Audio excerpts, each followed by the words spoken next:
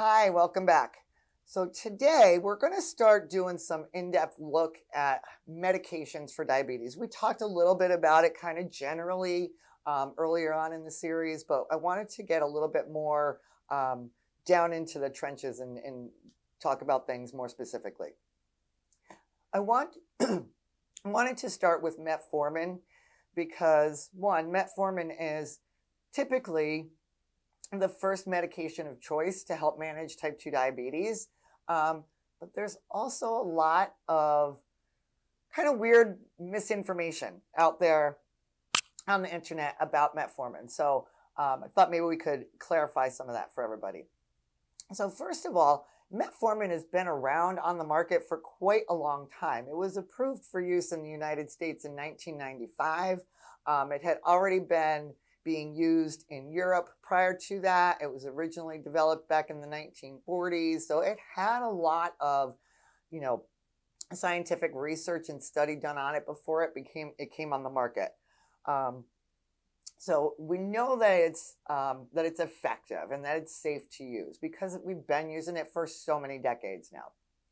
One of the other nice things about having been on the market for so long is it's generic. It's really affordable. And with high healthcare costs these days, that's an important thing for most of us. So how metformin works, it's got a couple of different ways that it works. So first thing that it does is it helps reduce the amount of glucose or sugar that is produced in our livers. Yes, our own livers make glucose. They store glucose, but they also make some too. So metformin helps to reduce how much glucose the liver makes because when you've got type 2 diabetes, the last thing you need is your body making extra sugar. One of the other things it does is it helps reduce how much glucose or sugar is absorbed in the gastrointestinal tract after you eat a meal. So not as much of that when you've got your carbohydrates, when it turns into that glucose, when you digest it, not quite as much of it is going to actually be absorbed into the body because of the metformin. And then the other thing that it does is it helps reduce that insulin resistance.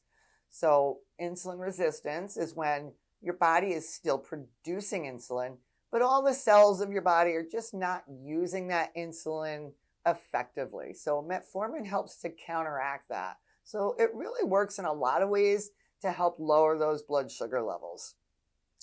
One of the other things that's really good about metformin is it doesn't promote weight gain.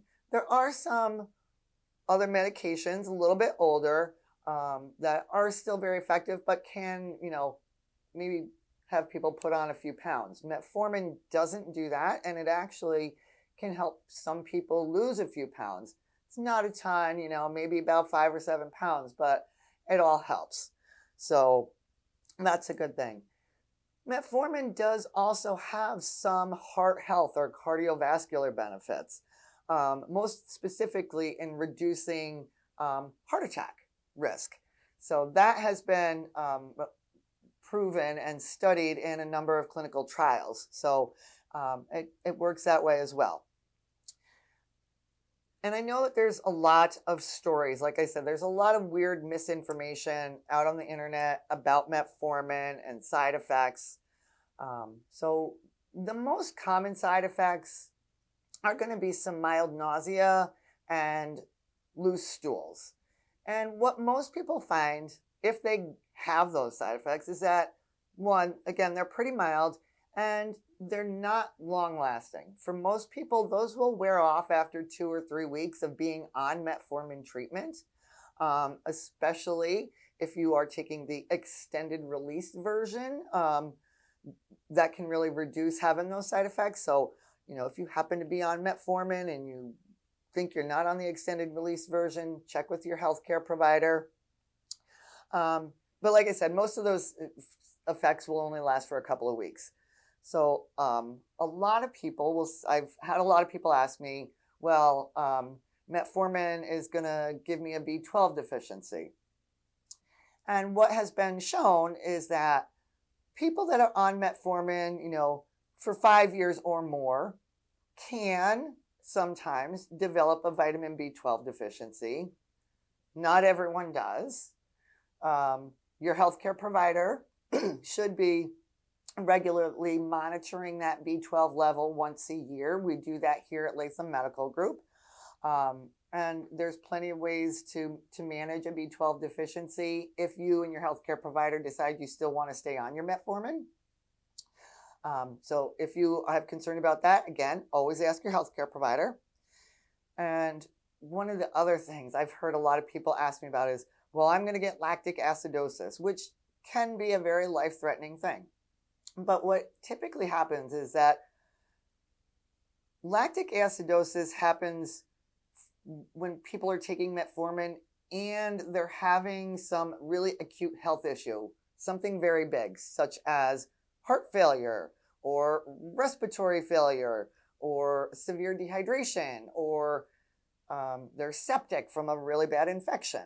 That's when we tend to see people that are on metformin have lactic acidosis.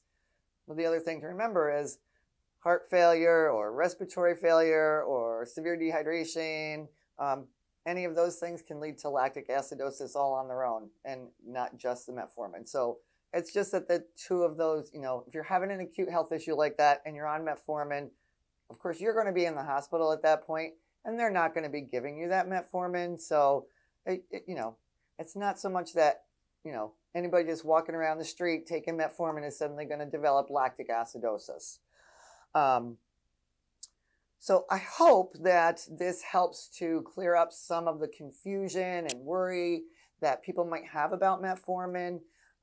Remember, when you're cruising the internet and you're looking at things, one, if you have concerns, please, again, always talk to your healthcare provider, but make sure you're looking to see where your information is coming from.